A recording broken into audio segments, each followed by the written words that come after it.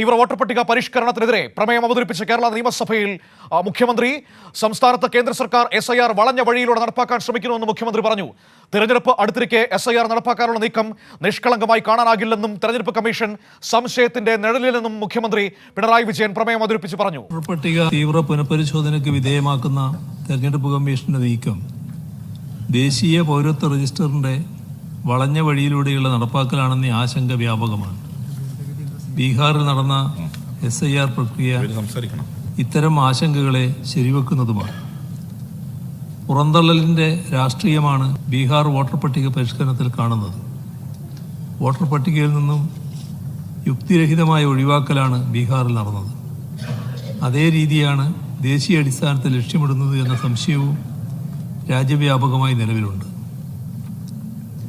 Bihar SIR പ്രക്രിയയുടെ ഭരണഘടനാ സാധുത സുപ്രീം കോടതിയുടെ പരിഗണനയിലിരിക്കെ തന്നെ തെരഞ്ഞെടുപ്പ് പടിവാതിൽക്ക് നിൽക്കുന്ന കേരളം, തമിഴ്നാട്, പശ്ചിമ ബംഗാൾ എന്നീ സംസ്ഥാനങ്ങളിൽ കൂടി തിടുക്കപ്പെട്ട് ഇതേ പ്രക്രിയ കൊണ്ടുവരുന്നതിനെ നിഷ്കളങ്കമായി കാണാൻ കഴിയില്ല. ദീർഘകാല തയ്യാറെടുപ്പും കൂടിയാലോചനയും ആവശ്യമായ SIR പോലുള്ള പ്രക്രിയ ഇത്തരത്തിൽ തിടുക്കത്തിൽ നടത്തുന്നത് ജനവിധി അട്ടിമറിക്കാനാണെന്ന ഭയം തെരഞ്ഞെടുപ്പ് കമ്മീഷനെ സംശയത്തിന് നിഴലിലാക്കിയിരിക്കുന്നു.